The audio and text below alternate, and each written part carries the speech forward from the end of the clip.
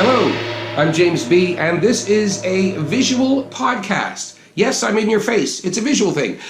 You can go to jaymzbee.ca each week and every Friday and see a new interview. You can also just go to YouTube and type it in. And if you're only seeing the intro, go to my site to see the full thing, because sometimes on Facebook and other social media platforms, it's just the listings off the top that you're going to see, and then you go to my site and you see the whole interview. Summer Leigh is my guest. She is a brilliant photographer, knows a lot about the city of Toronto. You're going to learn something.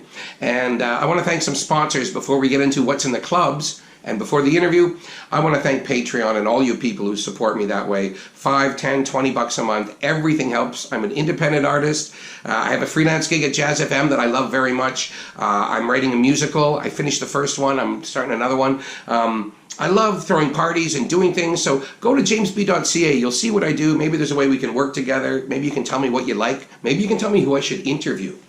Here's an example. Summer Leigh, who's on the show right now, coming up in about 5 minutes. Captain Paul Barber at barberfinancial.com suggested that I get her on my show. She is seriously knowledgeable and a great artist, so thank you, Captain Paul. If you have financial needs, go there and say, hey, Paul, I got some questions. barberfinancial.com. Want to thank Barbarian Steakhouse. Aaron Barbarian, a champion of the arts and also a big philanthropist.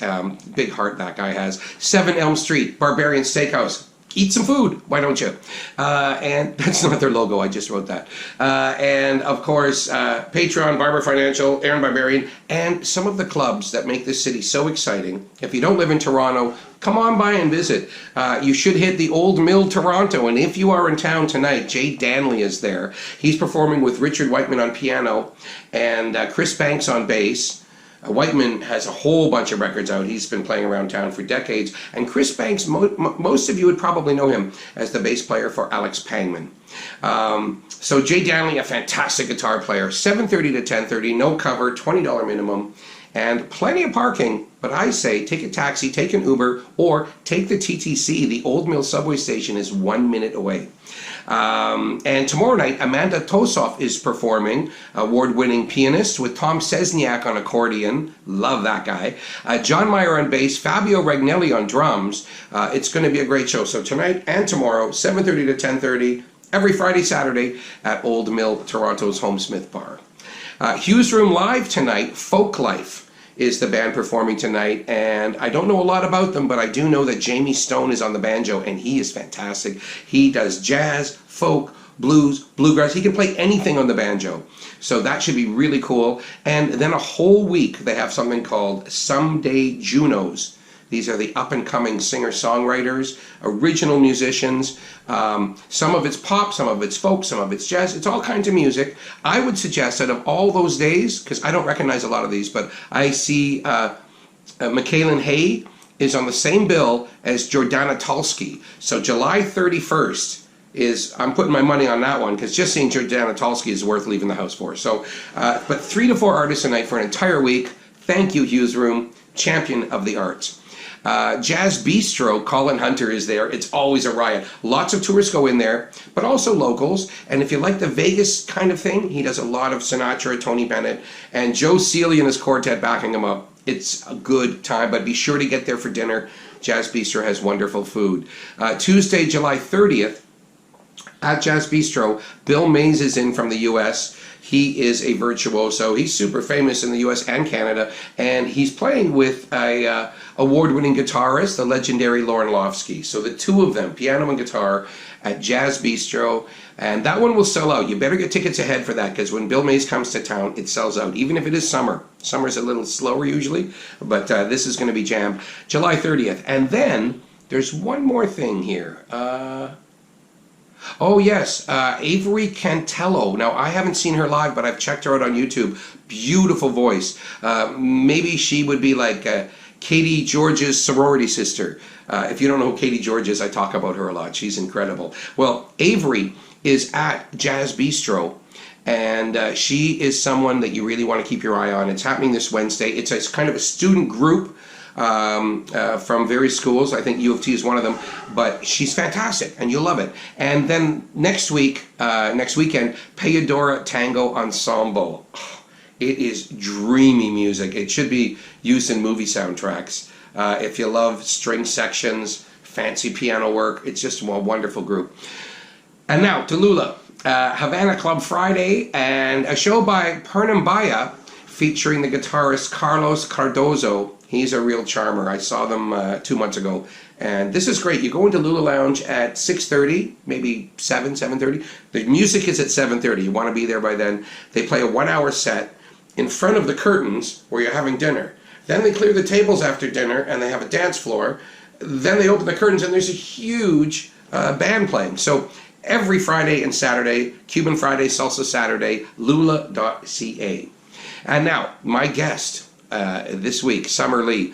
I met Summer in the summer of 2002, and then I didn't see her for about 8 years. And when I saw her the second time, and she was a kid. She was like a kid who liked jazz. When I saw her the second time, she had a camera on her, and she was shooting for the Beaches Jazz Festival. And then about half a year later, I saw a huge exhibition of her work at Casa Loma, and she blew my mind. So she is an artist, and the main reason why Captain Paul at barberfinancial.com told me to interview her, it's her love of Toronto. I think it's something that's contagious, and I think it's something that people need to celebrate. This is a wonderful city. We still have a lot of work to do, but it's a wonderful city, and she's going to tell us all about her love of Toronto. So let's go. Come on, bring on Summer. Okay. Hello, Summer. Hello, Mr. Jaymz Bee. How are you? I'm excited to be here. I'm glad you're here because you have a love of Toronto that is almost unparalleled. What is it about this city that you love so much, or the history of the city? I think what's exciting about Toronto is how young it is, especially compared to most major cities across the globe. It has so much potential, and I think the potential is just very evident to me because of my experience with photography and with the art that I've created here. And so in this beautiful young history that we've had, there's the ability to really create something special in a way that other cities maybe don't have because they have such a long-standing history behind them. Mm-hmm. Now tell me about your photo exhibit. The past is, what is it? The past never far. Is never far. I saw a show. Can you explain the show at Casa Loma, what it was? So The Past is Never Far is a photography series that came to me in my last term at Ryerson. And so I was in a beautiful history class called Toronto from Wilderness to Metropolis. And in this class, in the very first day there, our prof went from 10,000 years ago, from when the glaciers were melting and how they formed the land here, to the 1700s when the Simcoes landed here. And that crazy history just in the span of 2 hours blew my mind. And when I walked out into the city afterwards, I saw it with new eyes. And so it inspired this series called The Past is Never Far. And so I changed my whole photographic thesis to look at the history of the city. And I decided to take the plates from the Simcoes, which were featured in that class, and I wanted to discover where she painted them, where she was standing, where she painted these beautiful watercolors from in the 1700s. And in a lot of places I realized I could still recognize where she had painted them because of my familiarity with the waterfront in my time rowing. And so it was really amazing. After seeing the very first image of hers reflected in what is still there today, I knew I had to seek out the rest of her paintings and find where they were, and the series was born. So you went all around the city finding places that were painted hundreds of years ago, and then you took a photo of the same? That's right. And so I started with paintings from 200 years ago, and so then I wanted to bridge the gap for people because I could see the connection from 200 years to today. I didn't know if everybody else could, and so I found a photographer named William James Sr. who was photographing the early 1900s. And so what I decided to do was I took both Elizabeth Simcoe's watercolors and William James Sr.'s photographs, and I recreated them into glass plates. William James Sr. would have shot on glass plate negatives, and so I recreated these glass plates, and I took them to where the original art would have been created, and I photographed through it to what's there today. So it would be the opposite of people playing with Photoshop on a computer. That's the exact opposite. That's right. So I've done something that most people don't want to do these days because we have this access to technology where people want to play digitally with things, and I decided that I wanted to play with digital and analog in a way that I had never seen before. And so I started taking these analog images and photographing through them in a way that people can manipulate in Photoshop. People can do that in Photoshop, but in doing it in an analog way, it creates this really beautiful effect of a layering of the past and the present in a way that you can't really get with Photoshop. Right. And partway through coming up with this process behind my art, I actually was sent a biography about my grandmother, who I never met. And she was an artist, and she used to paint, mostly. But I learned through this biography that she used to paint on glass and photograph through her painting on glass and create these really beautiful abstract photographs. And these were all lost in a flood at my aunt's storage container, and so I've never even seen them. I had never seen them. I didn't know about them until my series had already been created. And then someone told you about it. And then someone told me about it. That's right. A friend of my grandmother's had written this biography, and my dad found it and sent it to me, and I was like, how does a young woman get a show at Casa Loma? What is the process to getting an art show actually in Casa Loma? Who do you have to talk to make that happen? we live in an amazing time where social media can do amazing things for people. I went to an expo, a photography expo, and the main point was the benefits of social media and the ways in which we need to learn to market ourselves in this day and age. And so I thought, okay, I have this cool series I've been working on, and I decided to share it on Twitter. And so when I shared it on Twitter, the city saw it, and the city was very excited about the fact that I was featuring Elizabeth Simcoe and some of the really great archival material that they have in the archives. And so the city started offering me a couple shows, and so then Casa Loma, the curator there, came to one of my exhibits that I had had with the city at Todd Morton Mills and said, this is amazing, this kind of fits our MO as well here at the castle, so we'd love to show it. And that was just like unbelievable. It was just one of the most amazing shows, of course. Feeling like the castle was home for a couple weeks was really magical. So you also have something called, it's a VR project. Is That's that called right. Envision TO? Envision TO, that's What's right. that? So Envision TO is an evolution of The Past Is Never Far. And so in creating these beautiful pieces of art, I realized I'm trying to share my passion for the city and my passion for the appreciation of these spaces that we occupy every day. And I realized that creating limited edition pieces of art isn't the most effective way of sharing that history of the city with people. I mean, it's a really amazing way, but I wanted to make it even more accessible. And so I had the idea to create an app where people could pull out their smartphones and be able to see through their device to what the city used to look like and what it maybe could look like in the future. So how do you describe, because you've actually done tests of this already. That's right. We have created a couple views already. Our first view was created in partnership with the City of Toronto for Canada 150, which was phenomenal. We created a view of Toronto's harbour front in 1867 in contrast to what it looks like today. And so these views are created in partnership with the incredible Toronto artist Matthew Borrett. He is a partner of mine. And so I saw his artwork a few years ago, absolutely amazing, prolific work that has gone viral time and time over globally. Mm-hmm. And he creates these incredible, detailed, to-scale views, models, 3D models of the city of Toronto. And he shows them the way they could have looked like, say if they built the roundabout at University Avenue. He created a really beautiful piece there. And he also created a piece of what the city might look like if, say, the lake decided to reclaim parts of the water that we reclaimed at one point in time. And so we've got these crazy images of flooding and kind of the CN Tower falling over. And he doesn't like them to be called post-apocalyptic, but in a sense they almost are. So it's the potential future or a quantum reality? That's right, a potential whatever. Future or one of the potential futures. And so it kind of sparked this idea in me to have an application where people could appreciate the past and where we've come from, but also maybe something that gets us to think a little bit about where we're heading and the future of this space. So people only need a cell phone and an app. That's right. To go to a place and do this. Is this going to happen around the city in different neighborhoods or different places? We're hoping so. So our very first views have been created in partnership with the city. We have one that we're working with a developer near Sherbourne and Bloor.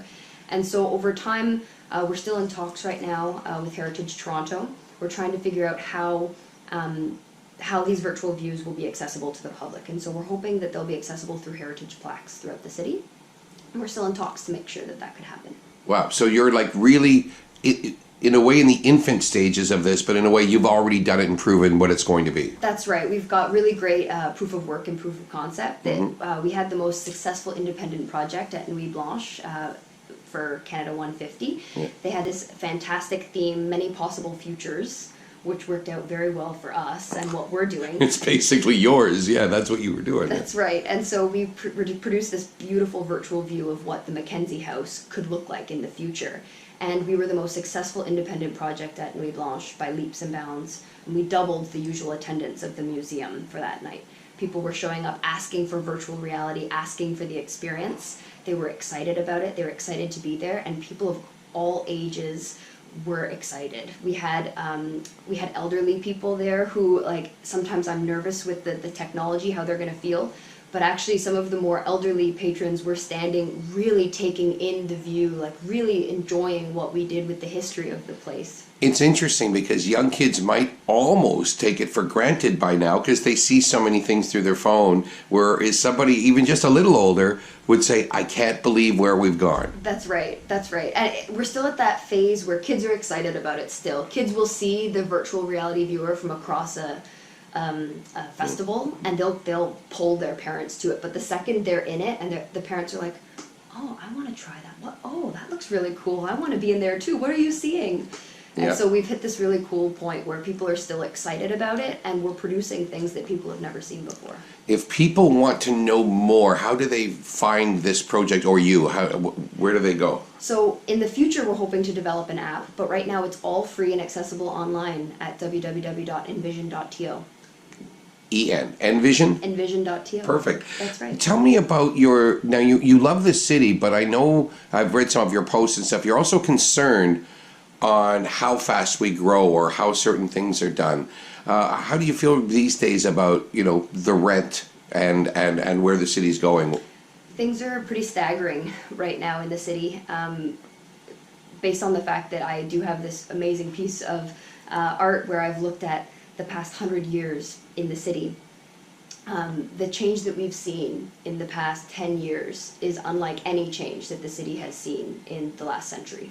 It's happening so fast and at a rate that we've never seen, and it makes me feel uneasy with the experience I have looking at the history of the city. I think that we have so much potential here in Toronto. We're a young city. We have the ability to have the foresight needed to have an amazing, strong, sustainable city. I think that we've done some really good things in the past. I mean, we used to be the big smoke, right? I mean, we used to be an industrial mess, this city, and we've come a really, really far way. We've come so far.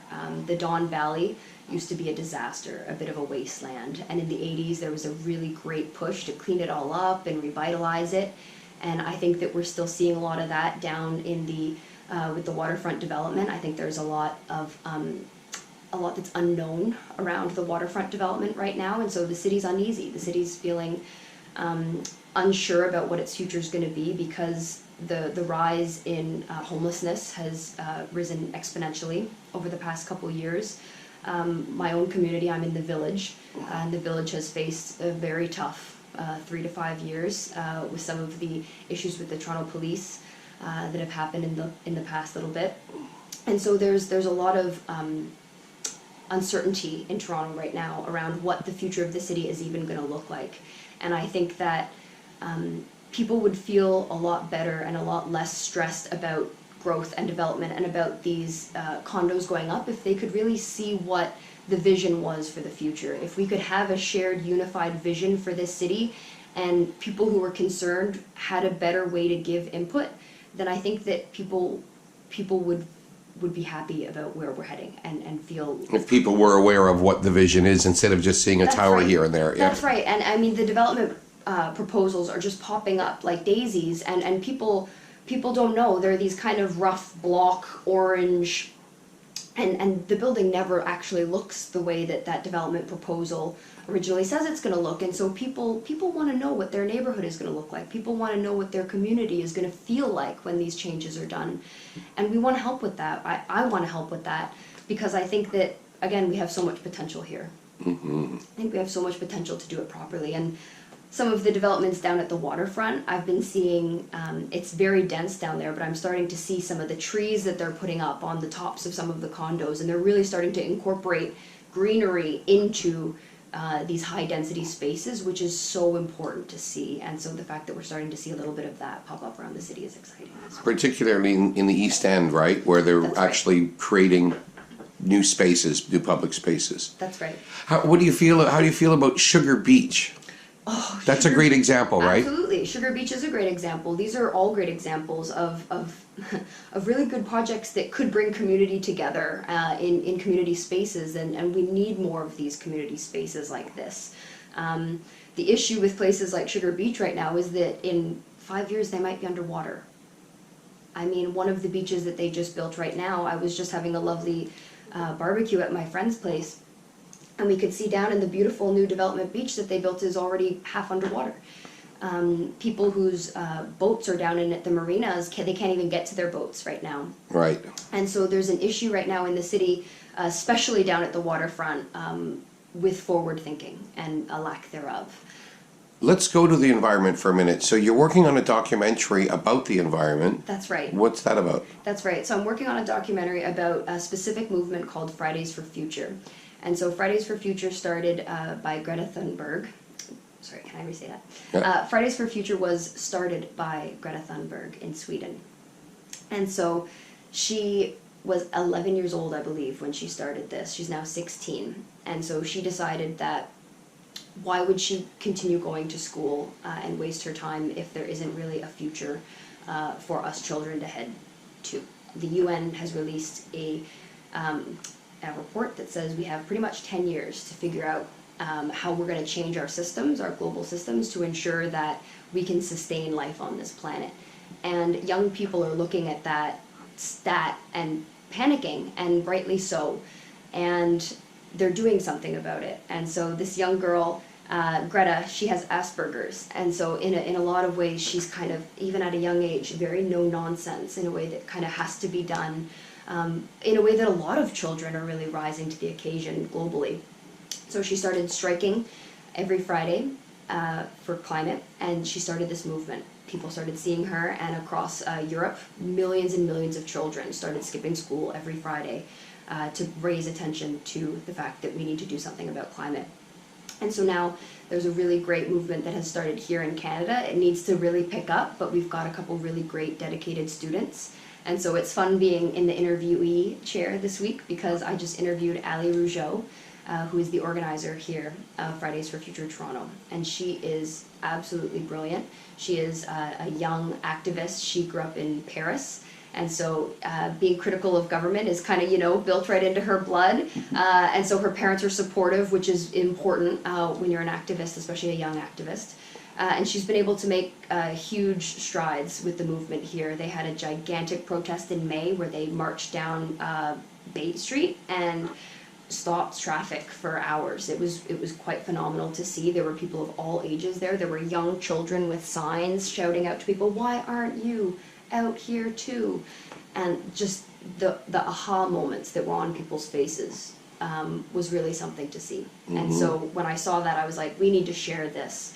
And so I've started working on a documentary focusing on the great work that these kids are doing. Wow. So you're working on a VR project, a documentary, and do you have anything else? Time for anything else? Well, I mean, back to the rental situation, I have been trying to form a tenants association in my building, because these issues in Toronto have kind of hit home right to my front doorstep. And so, yeah, there's no time for lots of stuff, because it's tough when even in your own home you're facing issues of potentially being kicked out because you've been there for a certain amount of time. I love my apartment. Just because I've been there for 8 years doesn't mean that I should be kicked out. I almost got an eviction notice last year for letting the fire inspector into my building because I was feeling unsure about the quality of the electrical after the St. Jamestown fire. And so these are things that have taken up a lot of my time in the past year, and I've learned a lot throughout the process of trying to organize my community, exercise my rights as a tenant and as a Canadian. And in learning these things, obviously, I've wanted to share a lot of it. And so through my art and through this documentary, I'd love to, and through Envision as well. You were the one who made me aware of the fact that there aren't new co-ops. There's only a few old co-ops, but That's right. the government isn't even providing or assisting people in That's right. creating new co-ops, which I think these days a lot of people could probably handle. And You have benefit. a sense of community and save your money. That's right. As far as co-ops go, there's so many benefits to them as well, and you and I have spoken about this at length, because I think that people are really craving a sense of community and having that ability to own something and to make decisions for something for yourself and as a community. That's an empowering thing that I think that we're not being given the option to do these days, and I didn't know that either until we kind of looked into it. There's So lots I to say learn. Summer Leigh for MP, or I don't know, do you have any political aspirations? You're very young still, and I'm glad you're making art, but do you have any political aspirations one day? If anything, potentially municipally. The city means a lot to me, and I think that, again, there's so much potential here. I've been to a lot of city council meetings, and there are definitely some things that I would change if I was in there, just from what I've seen. But like you said, I'm young and I still have a lot to learn, and I recognize that. So potentially in the future. I'm still trying to build a couple other things first, so we'll see. Well, you have blown my mind. Thank you. Thank you so much. Summer Leigh, what a gal. If you have someone you think I should be interviewing, go to jaymzbee.ca. You can write to me there, and I'd love to know what you're thinking. Meanwhile, next week, another special guest. I have a few lined up. I'm not sure who's going to be next week, to be honest. But anyway, join me every Friday for a Jaymz Bee Podcast. Ciao.